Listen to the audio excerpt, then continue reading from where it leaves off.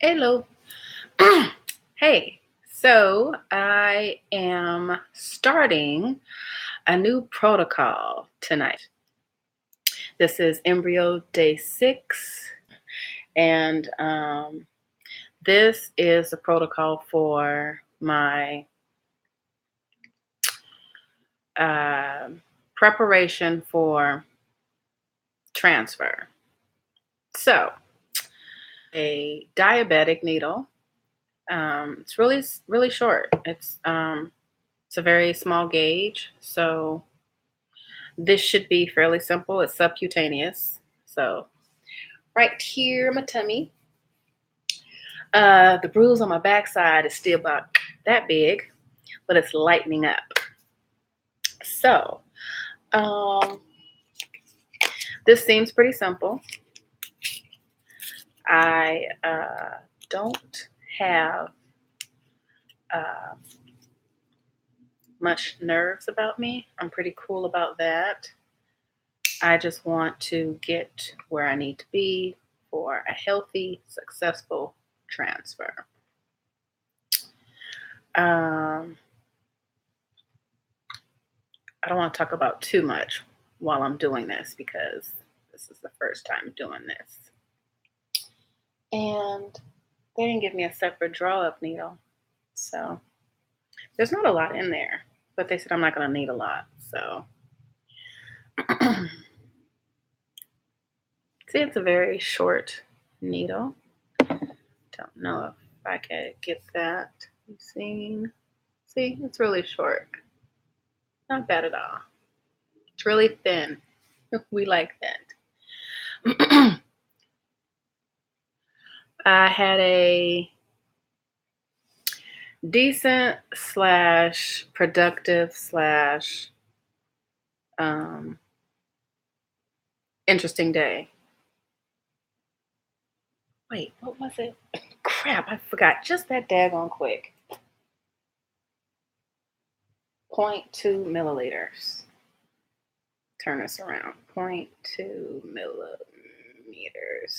Okay. Syringe is so small. Okay. All right. I baked all day.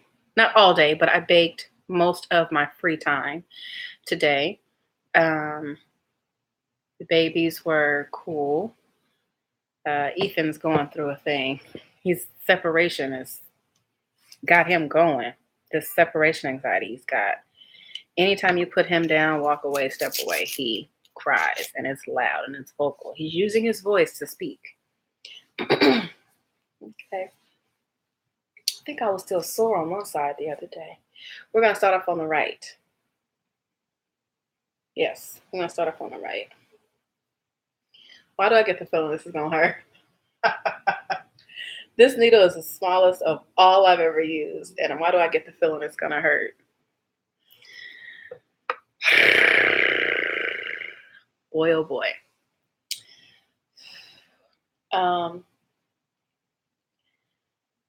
Haven't done this in a few days.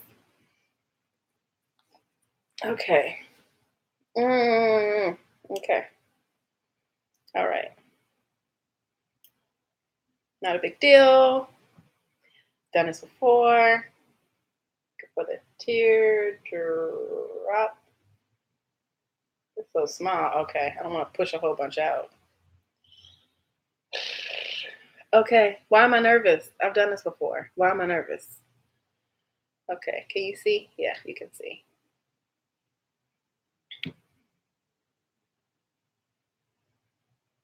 Okay. Ooh, this is a horrible angle. Lord have mercy.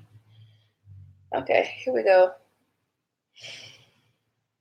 Woo! Haven't done this in a minute.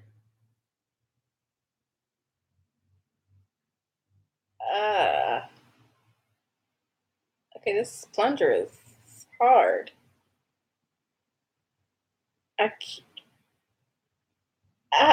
The plunger. Oh, there it goes. Plunger wasn't moving. Oh, goodness. Let me relax. My goodness. Okay, I have to do this in spurts because the syringe is kind of strange. The plunger is kind of not smooth, so I have to do it in spurts.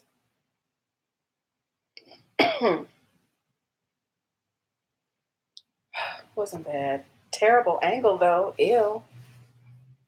Terrible angle. Look all wide and unproportioned. That's terrible. I'm a little vain. Just a little bit. My goodness. Okay. That wasn't bad. I felt it going in though. Ugh, needles again. Gosh. All for the cause. I got a phone call today.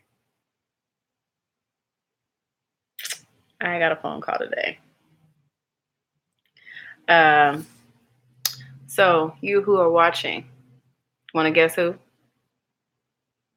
Want to take a wild guess?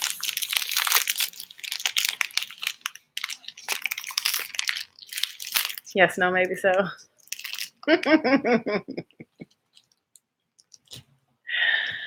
So I got a phone call from my aunt. And I was nervous when the phone rang. I considered not answering because I wasn't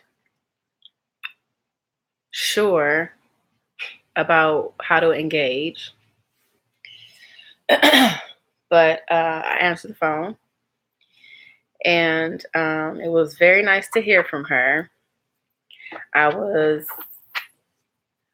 relieved / curious, in a good way, not suspecting, just curious. And there was this unspoken something, this unspoken layer. And she instantly thought that I blocked her on Facebook and that I had recently unblocked her, which, ouch, which is not true. Some of my posts, which I didn't explain, some of my posts are public and some of my posts are just for friends.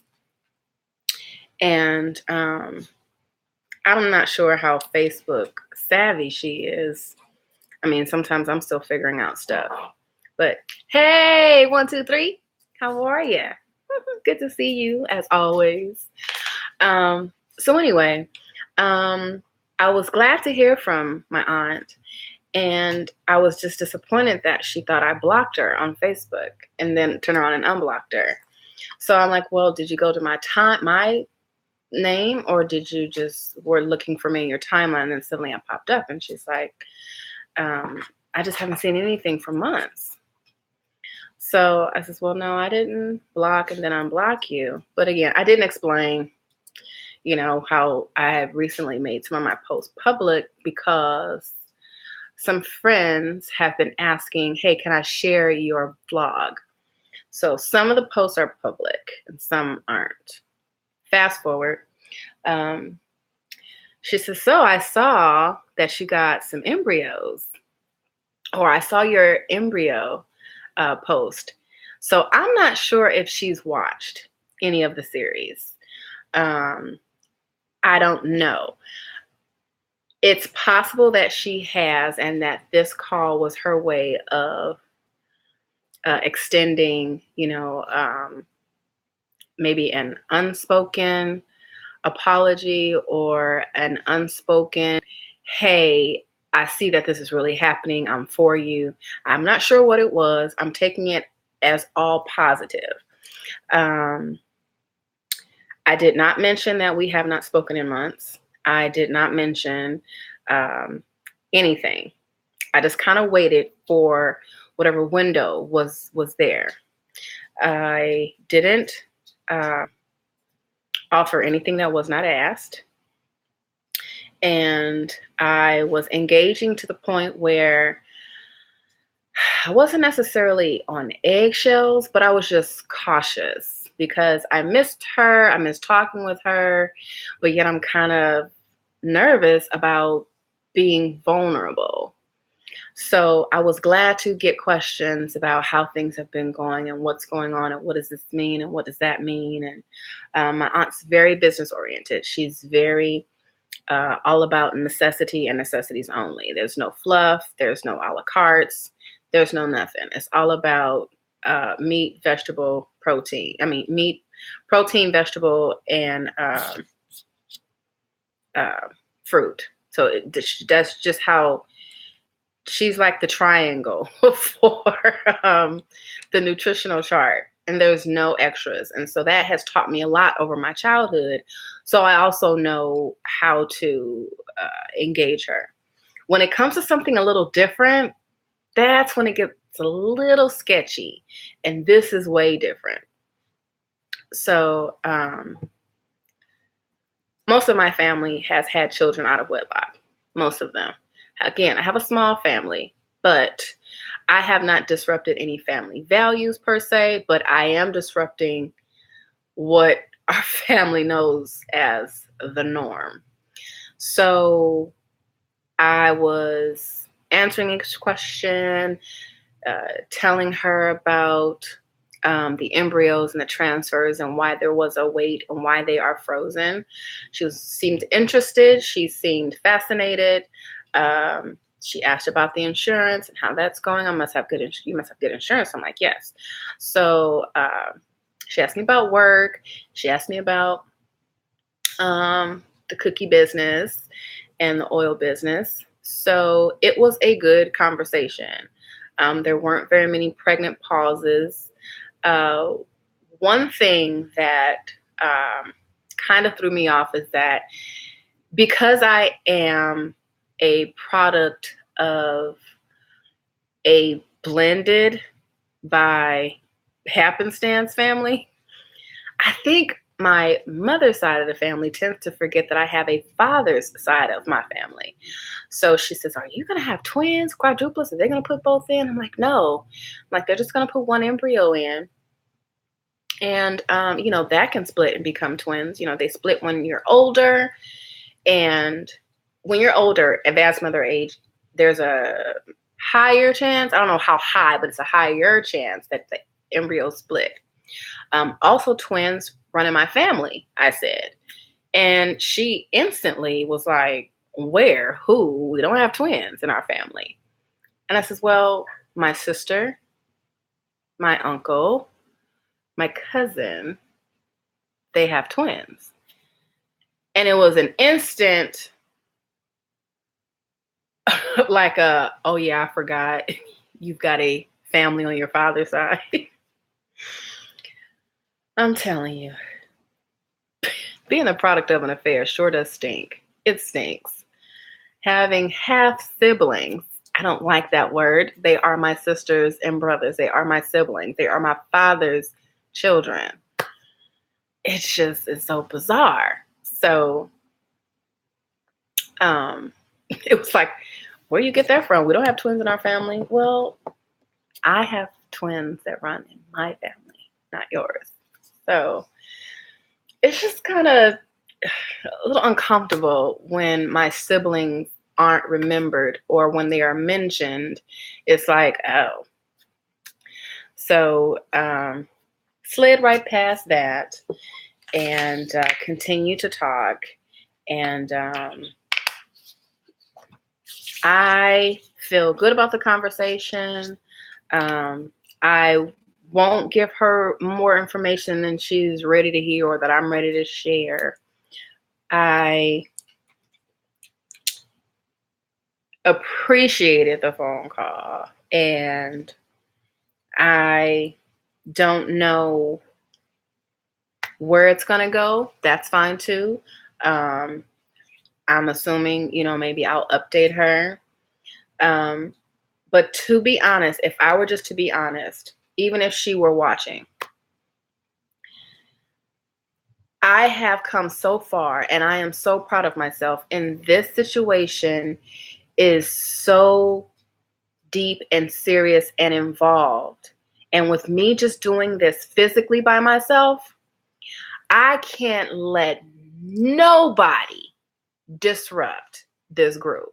And I mean, absolutely nobody. I won't allow it to happen. It cannot happen. It will not, should not happen. And other than, me having a spouse, I would let my husband throw me off. So I will pace myself as I see fit. I will do whatever it is that I need to do to see myself through this and continuing. I have to protect my spirit, my freedom, my mind, my heart, and everything. I must protect it at all corners. Nobody will infiltrate this here. And that includes anybody and everybody. I understand that what I'm doing in my very close relatives' eyes is extremely out the box. It is extremely unorthodox. It is strange. It is weird. I've been told it's disgusting. I won't digress. So I won't bother to share what I know people are probably not comfortable with. Deciding to do this is intricate because there's a lot of moving parts. To talk about sperm that is from someone that I do not know, that was ordered online and delivered and being frozen and kept somewhere, that's different. And for people to hear that and talk about it with someone that they love and that they know closely or dearly, and to talk about things and use these terms, I can get how that can be odd. And sometimes people can't hide their face. It's going to come out. So when I see a conversation going in that direction, I shut it down. And that would be my advice to you. Anyone who's choosing to do this or looking to do this, or you've already started, or you're in your journey just like I am, I'm sure you see, or you will see, that there are some conversations you will have to bring to an immediate halt, because a lot of times people, unbeknownst to them, are asking offensive questions. They're saying insensitive things. They're having a look on their face that is of disgust or just sheer panic. And I get it, but it doesn't justify tearing into something that's delicate and precious simply because it's new to you, or you're not familiar with it. Preface it just by just saying, hey, can you explain that, or can you back up, or how does that work? It's as simple, honest question, an innocent question. And the only thing I can do is just share my experience as it's happening, like it's happening in the moment, right after it's happened. I try to share as much as I can with you all. But at the same time, it makes me very vulnerable because, again, people say things that are insensitive and people say things that are rude, and they don't always know that they're doing it. It's just a matter of pacing the conversation. So sometimes I've had to redirect, sometimes I've had to pause, or just stop it altogether. And I don't have a problem doing that. Whereas some years ago, I would have. I did not always take control of conversations. So this time around, as my experience and I have continued to live, I've gotten much better at it. I feel no need to justify anything that I have been doing, because every single dollar I have put in has either been earned, saved, or raised by selling my talents and goods. So I owe no one an explanation. I owe no one justification. And there are people who will make you feel that way.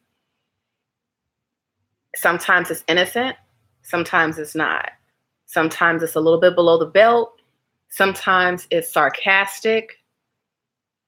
Sometimes I have been made to feel like, because this is something that I want, I have no space, room, or forum to complain. When I'm simply asked, how are you feeling? How is it going? Well, if you're asking me how it's going and I tell you, exactly how much information are you expecting? Am I not supposed to say so much? Or am I only supposed to say good?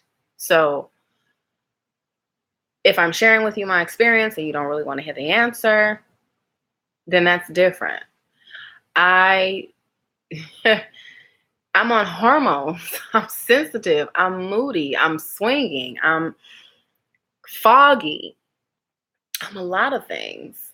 But I just don't like being made to feel like I have to explain or justify something and, or repeat myself. That's the hardest part. I get that you haven't caught up yet. I get that you haven't watched all the videos. I try to label them and title them specifically enough so that you can either remember where you left off or you can pick and choose the title that you want to watch. I try to keep these videos short. I don't know, sometimes they're 7 minutes, sometimes they're 10 minutes, sometimes they go on, but it is what it is. And it's hard to repeat something that's hard. I don't remember what parts certain people are left at. I cannot keep up with, oh, the last time I talked to you was about so-and-so. Okay, and the last time I talked to you, okay, yeah, I'm sorry. I can't do it.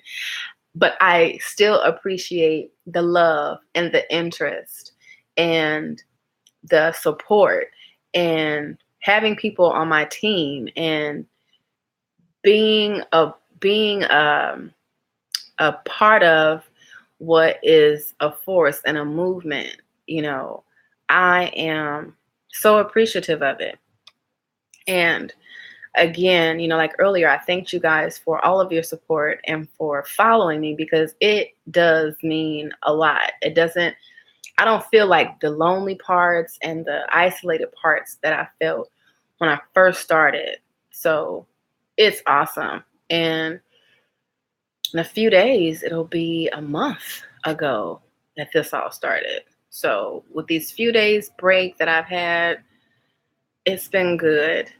I came up for air, figured out some things, was able to see some things and become productive and relax. And so I'm starting a whole new protocol. And it's a lot, but I'm still here. I'm all for it. So I will hear about embryo number 2 tomorrow. And I'm nervous because tomorrow determines if that embryo will be frozen or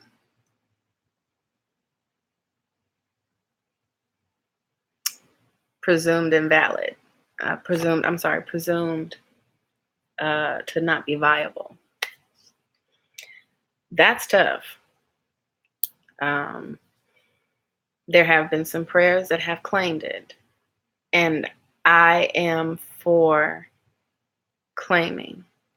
But at the same time, I have to maintain a healthy, safe zone that I don't become too excited, too negative, right in the middle, so I don't fall too far down and I don't jump too high up. And, it's a hard balance. So I'd rather be just below and have some place to go than to have more to fall down on.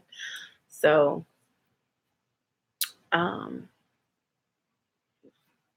that part. And should there just be one, I definitely want that sucker to split.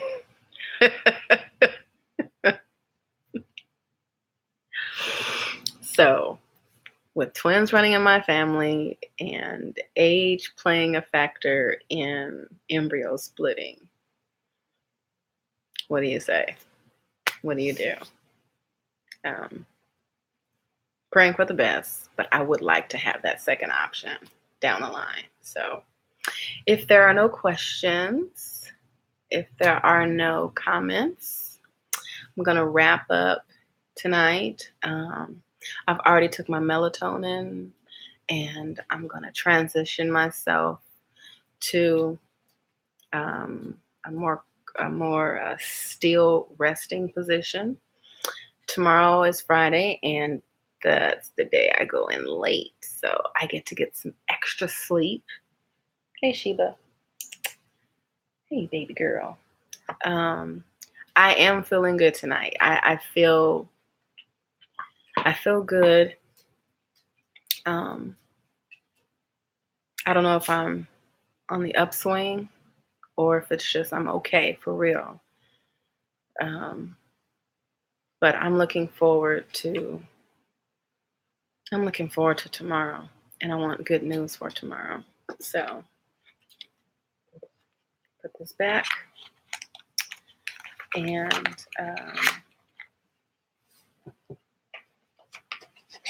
this weekend I'm preparing a package to donate to a couple of ladies who can use the rest of my protocol. That feels awesome. So I'm going to be preparing those packages this weekend, and it just feels good to pay it forward, and to give back, and keep that momentum going, because this is expensive with insurance. So without cash out of pocket, we're talking like a car note. You got to come up with thousands at a time. The largest amount I had to come up with at one time was $2,000. I needed that off the cuff. So it's no joke, but it is absolutely worth it. But it's a component that you can't ignore. It's like your mental, your physical, and your financial, because these folks don't play. They will say, all right, well, you have a balance. Do you want to pay on that before you go in the bag? Ha! All right. That's enough babbling. I think I'm done. And love y'all. Thank you for being Team Chipmunk. And peace.